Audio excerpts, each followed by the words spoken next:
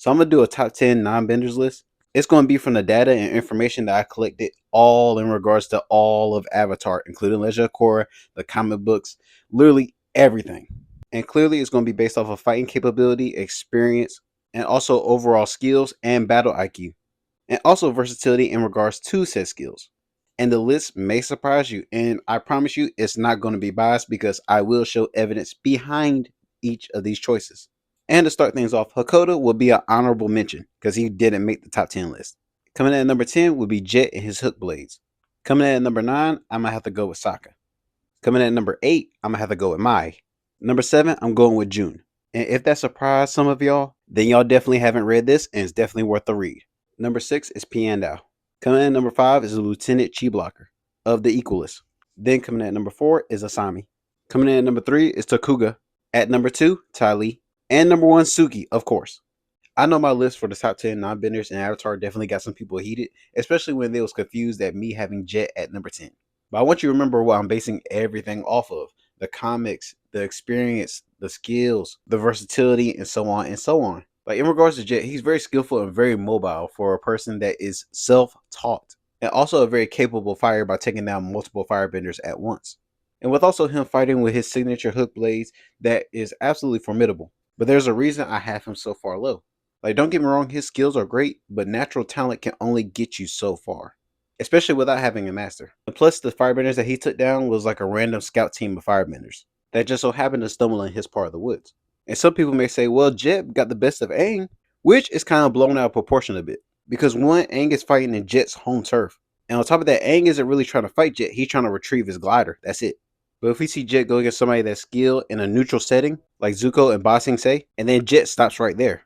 And also, I want people to think for a moment. Jet always set traps and stuff like that in his woods, simply because a lot of times he would catch people off guard, usually sneak attacks, or via ambush. The first person that we see him fight somebody head to head, like out in the open, versus them wanting to fight back against him, was Zuko, and Zuko was trained by Pandow. Every other opponent that he faced either didn't want to fight him, or they got attacked by him via ambush. But still, nonetheless, Jet is an absolutely incredible fighter, especially with the little experience that he has. But then again, the enemies that he faced against via ambush wasn't that strong, which is why a group of misfit kids were able to take them down so easily. But then again, if you take him out of his home turf, of the forest, and he has to face someone head to head in neutral settings, without ambush, he still is a capable fighter, but nonetheless still be outskilled by somebody that had a teacher. But not so bad for somebody that was self-taught, and that's why I have Jet at number 10. I know I surprised some of y'all when I had Saka at number 9, because y'all was like, why is he so low? But I'm going to get there, trust me. Saka did develop into an absolutely great fighter, and him training under Master Pandow definitely elevated his sword capability.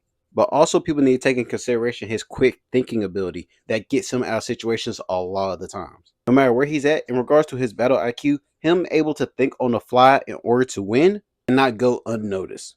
I mean, that was the number one thing that Master Pandow kept praising Saka for, his ability to think outside the box and his quick thinking ability.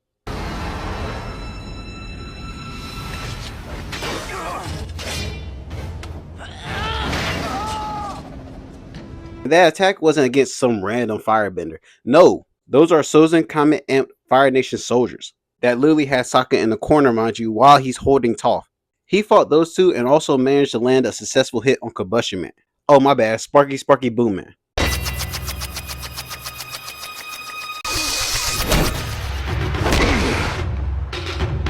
Now, don't get me wrong, Sokka is an absolutely great fighter, thinks on his feet tremendously, but in regards to his swordsmanship, he's pretty okay. Even though he was trained by Master Pandow, he's pretty okay. Like, he would be able to best most fighters with simply his sword skills. And of course, he's a master when it comes to his boomerang. But in regards to the comics, we've seen his fighting capability, and it's kind of okay, kind of similar to the series and the show. Like, in actuality, the show wows you more than the feats that he do in the comics. If anything, in the comics, Saka was more of a mediator than anything. Other than the scene where he fought two firebenders while holding Toph, we don't see Saka display his skills solo often, aka taking down multiple opponents all at once by himself, like the other people that I have on this list have. He is an intelligent and absolutely capable fighter, but that's why I have Saka at number 9. And that's no knock against him, to be honest. Coming in at number 8, I simply have to go with May. And a lot of y'all know I feel a certain type of way in regards to the hype around May, where people think that she should be way higher on the list, which she shouldn't. The only reason some people think that she should be higher is simply because they got a thing for girls with like that goth aesthetic, or the girls that act like they don't care or they're bored all the time. But not me. I am basing her based off of purely skill and battle experience, fighting capability, and so on and so on. May is also in a similar boat as Jet, where I will say it again, talent can only get you so far. Like her knife throwing abilities and her martial arts abilities, she developed that out of boredom. Like literally, her knife throwing was a hobby, and then she got really, really good at it. And she is self-taught. And y'all are probably wondering, why do I have her over Saka, who was taught by Pandow? And that's because May is able to take down multiple firebenders by herself without assistance on a multiple consistent basis. I mean, in the comics, we do see more of her martial arts abilities along with her fighting solo and being able to take down multiple people with ease. To be honest, in my opinion, I'm just glad that they did something with May as a character than just somebody that barely shows emotion. And I know the reason why she barely shows emotion. I don't care. But nonetheless, her skills are still undeniable. And she is a better martial artist than Saka. And in regards to Jet, Jet really did a lot of sneak attacks against people that were low tier firebenders that didn't see them coming. May fought better firebenders than Jet, and also she's a better martial artist than Saka. And also in the comics, she has pretty decent battle experience as well. But all in all, this is probably the farthest that she goes. Like it just ends right here. Because everybody else and beyond has pretty much did the same exact thing that she has already done before, take down multiple enemies by themselves and also develop a skill that they are incredibly good at. And that's why I have May at number 8, and she's not going any higher.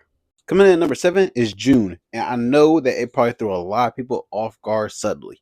But I want y'all to remember, June is a literal bounty hunter. And her fighting abilities is something that we cannot overlook. Oh yeah, that weird bounty hunter. Darling. And Brick. Hello! Her skin is flawless. No, she has this giant mole creature she rides around on.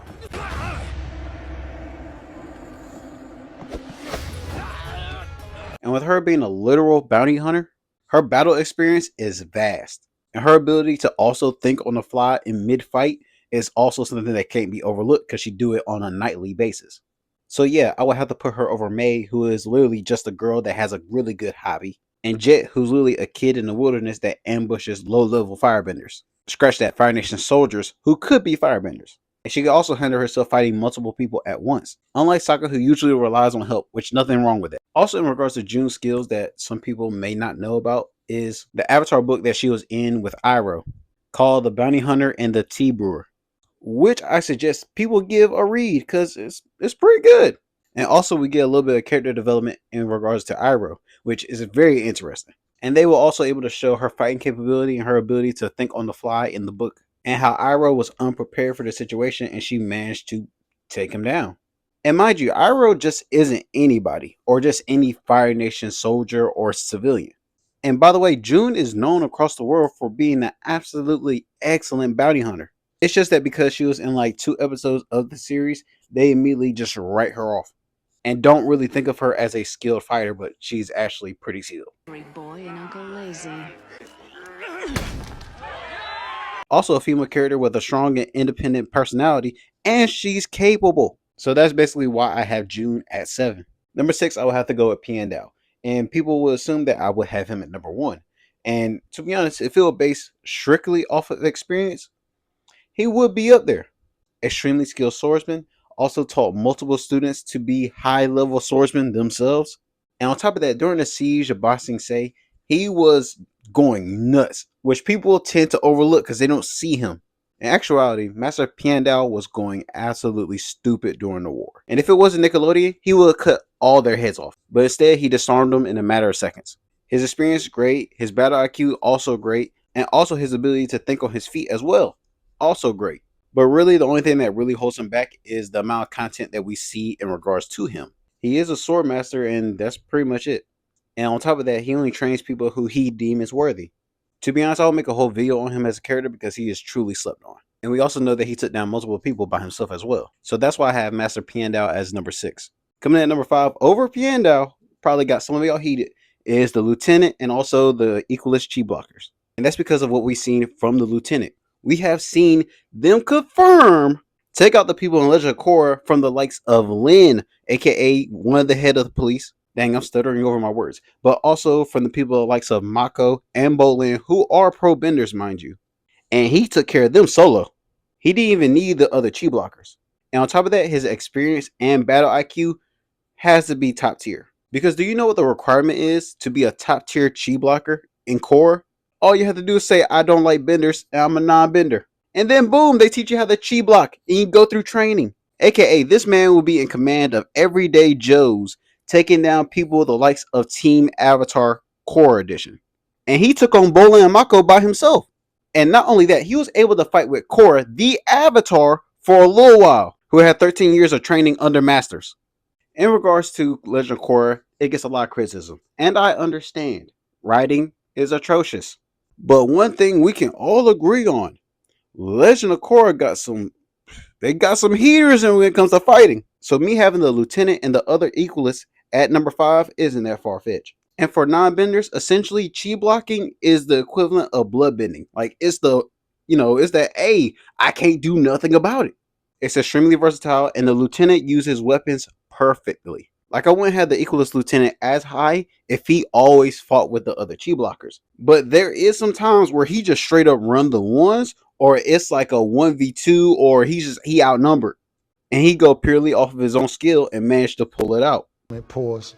Oh, that was crazy. I said, yo. And on top of that, the lieutenant is very versatile no matter what situation you put him in to fight. And he is definitely skilled at thinking on his feet. And in all honesty, that's why I have to put him at number 5. And coming in at number 4, the person that we see take down multiple chi blockers by herself, mind you. And a lot of people don't give her credit that she deserves. And that's Asami. And that's simply because of one thing. Her weapon. Yeah, that weapon is a cheater. Literally, that electric glove that she has is a one-hit KO. It's kind of not fair. So she has no choice but to be up so high on this list. Otherwise, if we were going based off of pure fighting, yeah, she's dropping way lower. But other than that, I can't do nothing about it. She's cheating. There are literally a select few fighters that could avoid her glove long enough that she can't get a clean hit on them. And on top of that, it don't help that she's extremely mobile as well. But as you can clearly see here by her fighting capabilities, it's cheating. Because as soon as she lands one paw on you, that's wrap. That game over, G. She got the best martial arts money can buy. And she got the best inventions money can buy. And she can think on her feet and handle multiple opponents. So Asami at 4. And coming in at number 3, I have Tokuga. And some of y'all, maybe probably about 80% or even 90% of y'all are like, who the heck is Tokuga? He is a villain in the Legend of Korra comics after the show. Which I suggest y'all lock in with the Korra comic books as well. Because Tokuga's weapon of choice is, what's the thing called? Oh yeah, hook blades. The same exact ones as Jet. But the only difference is it's very clear and obvious how formally trained that this dude is. Or it's very obvious that he has fought a lot of fights. And here you see him yeeting Mako literally across the entire comic book. But not only is he a master with hook blades, he is also a top tier chi blocker. And he's ahead of the triple threat triads. So he took over that entire organization. But I have to stop there because he turned to a half human, half spirit because of a dragon eel thing, which is now possible apparently. Thanks, Korra. But other than that, he's incredibly quick with it, versatile, and excellent fighter. So Tokuga, he definitely deserves to be number 3, and y'all should definitely check him out. And coming in at number 2, borderline the originator of chi blocking, Tali. I mean, in all honesty, there really isn't, much to really say. We know who Tali is, and the skills that she is able to display, and how mobile she is, and also how evasive she is, and how barely anybody could see her one-on-one, bender or not. Unless you're Katara, but then again, Tali beat Katara twice beforehand. So Katara got used to it and said, nah, I got to close the distance. You are now. Please stop. I can't let you get close. Can you hear my? Tali is clear favorite number 2. She took down multiple opponents, bending or not, by herself.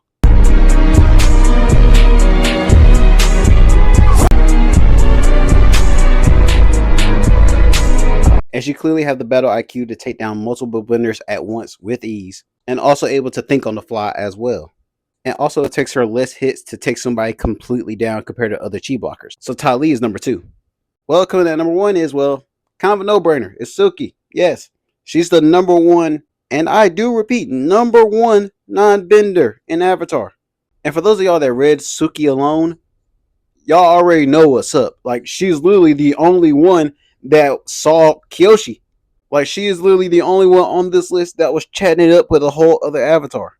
And she was literally at her lowest point, and she locked in and became a fighter that was able to best people like Tali.